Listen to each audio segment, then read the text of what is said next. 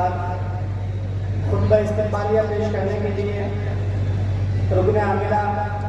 حضرت مولانا مفتی عبدالحسیب صاحب دامت برکاتہ العالیہ امام خطیب منجد گلیواری سے گزارش کر رہے ہیں کہ وہ تشریف لائیں اور خطبہ استقبالیہ پیش فرمائیں۔ حضرت مولانا مفتی عبدالحسیب صاحب دامت برکاتہ العالیہ۔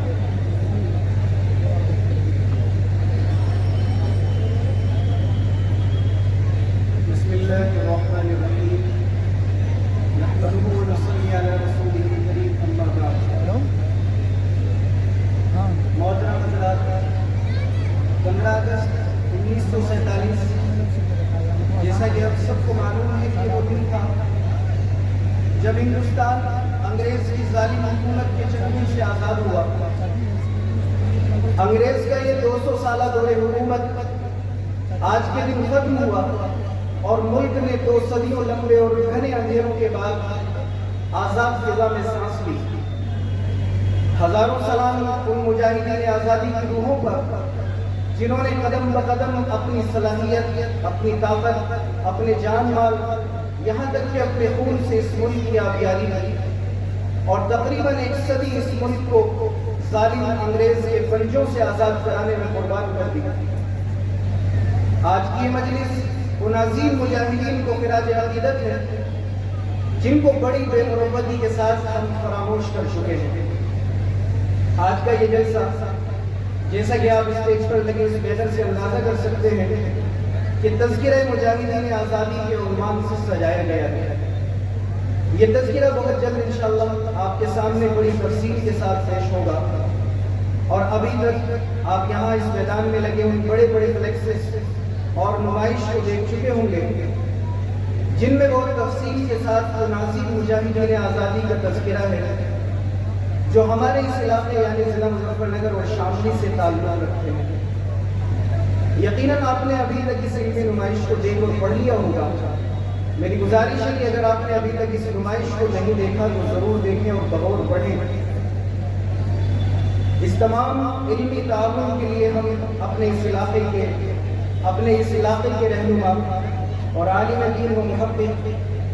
تاریخ کی دنیا کے معتبر نام حضرت مولانا نور الحسن راشد کاملوی دامت برکاتہ العالیہ کے احسان مند ہیں کہ انہوں نے انتہائی عرق ریزی و جانفشانی سے تیار کرتا اس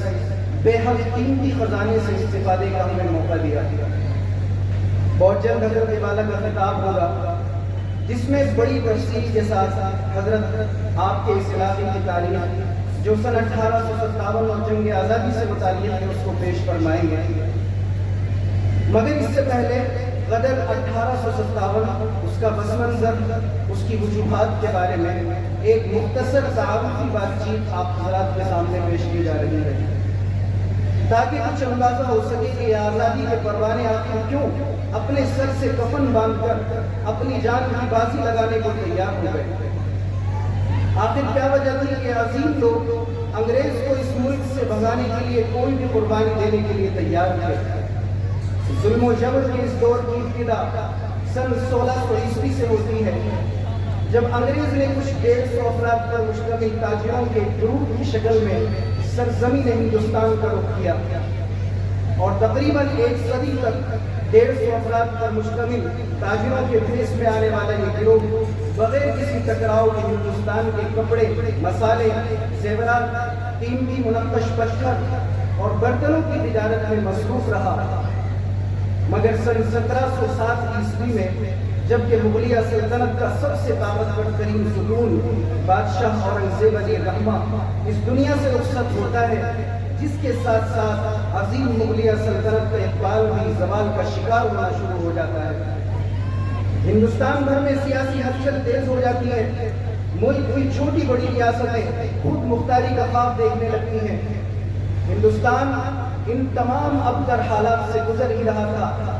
کہ بادشاہ اورنگزیب کی وفات کے ٹھیک 30 سال بعد اس ملک پر ایک ناگہانی آفت ٹوٹ پڑتی ہے۔ سن 1739 عیسوی میں دلی پر نادر شاہ کا حملہ ہوتا ہے جس نے مغلیہ سلطنت کے روح زوال عہد کو اور تیز کر دیا۔ مغل دارالحکومت دلی مسلسل 8 ہفتوں تک لٹتا اور جلتا رہا۔ 50 کروڑ روپے مالیت کے سونے چاندی جواہرات شاہی خزانے کی قیمتی اشیاء فوجی خدمات کے لیے ہاتھی گھوڑے اور بادشاہ کا قیمتی تخت طاؤس لوٹ لیا گیا دلی کی سڑکوں اور گلیوں میں 50,000 انسانوں کی لاشیں بکھری پڑی تھی اس قتل و غارت گری اور لوٹ کے بعد جب نادر شاہ اور اس کی فوجیں ایران واپس لوٹی تو وہ اتنا خزانہ لوٹ چکی تھی کہ ایران میں اگلے 3 سال کے لیے محصولات اور ٹیکس ختم کر دیے گئے ہندوستان میں رقمنی پھیل چکی تھی ریاستوں نے اپنی خود مختاری کا دعویٰ کر دیا تھا اور ایسٹ انڈیا کمپنی جو ان تمام حالات پر گہری نظر رکھے ہوئے تھی مغلیہ سلطنت کی کمزوری کا فائدہ اٹھا کر اپنے پر پھیلانا شروع کر دیتی ہے اپنی ذاتی ہتھیار بند فوج تیار کرتی ہے اور اپنے جاسوسی نظام کے ذریعے ریاست بنگال کے حاکم نواب سراج الدولہ کے خلاف امراء اور عوام کے درمیان بے اعتمادی پھیلانے میں کامیاب ہو جاتی ہے سن 1757 عیسوی میں انگریزوں نے پہلی جنگ بنگال میں نواب سراج الدولہ کے خلاف لڑی اور بدقسمتی سے کامیابی حاصل کی صوبہ بنگال جس میں بہار اور اڑیسہ بھی شامل تھے اب انگریزوں کے ظلم و استحصال کا تختہ مشق بننے کے لیے تیار تھا ایسٹ انڈیا کمپنی پلاسی کی اس جنگ کے بعد اب بنگال کے 3 کروڑ عوام کے سیاہ و سفید کی مالک بن چکی تھی کمپنی نے اپنا ظالمانہ نظام ان علاقوں میں نافذ کرنا شروع کر دیا اس نئے نظام کا مقصد تھا کہ ہر ممکن طریقے سے ہندوستان کی دولت انگلینڈ اپنے وطن منتقل کی جا سکے جس میں انگریز پورے طور سے کامیاب رہا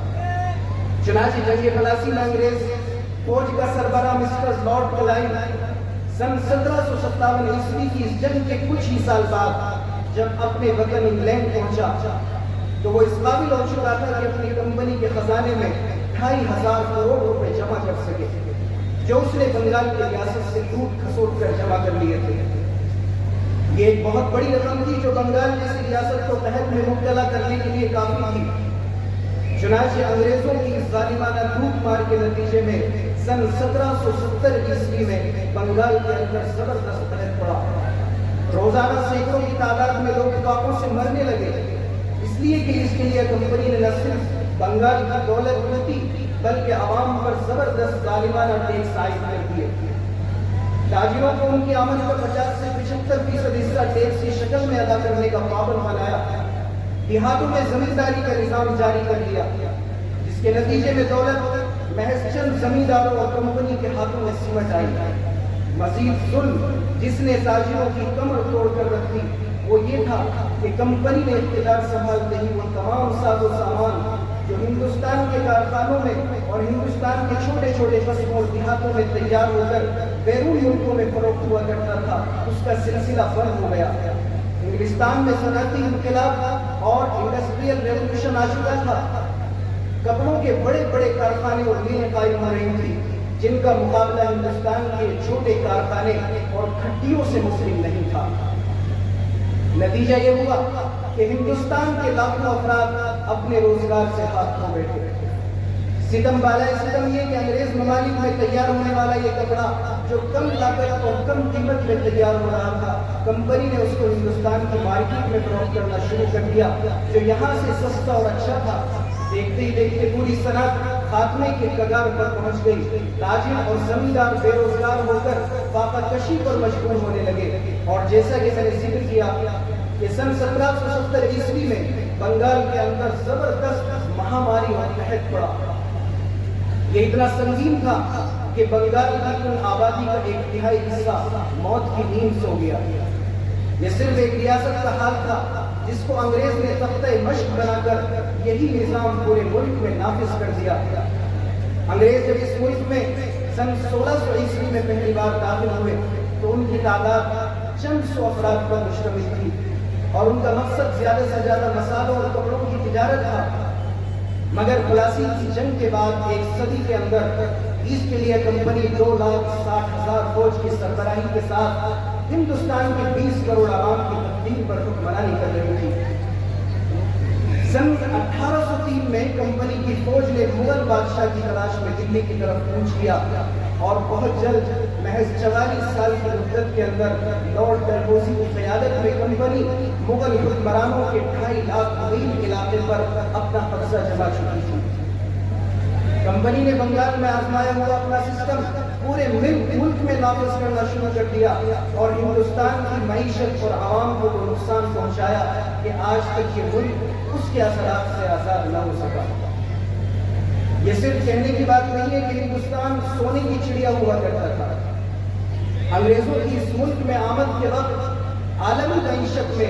ہندوستان کا حصہ 23% تھا،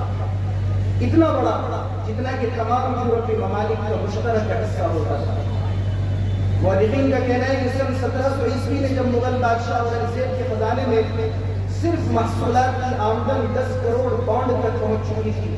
تب یہ حصہ 27% پہنچ چکا تھا۔ مگر برطانیہ 200 سال کی لوٹ کھسوٹ کے بعد جب ہندوستان سے نکلا تو عالمی معیشت میں ہندوستان کا حصہ 27% سے گھٹ کر صرف 3% باقی رہ گیا تھا۔ برطانیہ کی اس لوٹ کھسوٹ کی پالیسی نے ہندوستانی عوام کے اندر بے پناہ غصہ بھر دیا، جو برطانیہ کی مذہبی مداخلت کے بعد آخری نقطے پر پہنچ گیا۔ سن 1857 میں بغاوت ٹوٹ پڑی اور دیکھتے ہی دیکھتے پورے ملک میں پھیلتی چلی گئی۔ ظلم پھر ظلم ہے، بڑھتا ہے پھر مٹ جاتا ہے۔ انگریزوں نے 1857 کی بغاوت کو تو ناکام کر دیا، مگر ہندوستان کے دل میں آزادی کی حسرت مچلنے لگی تھی۔ بغاوت کی وہ آگ انقلابی نعروں میں بدل گئی اور ہندوستان چھوڑ کر انگریزوں کو یہاں سے جانا پڑا، اور 15 اگست سن 1947 کو ہمارا یہ پیارا وطن 200 سال کی غلامی کے بعد بالآخر آزاد ہو گیا۔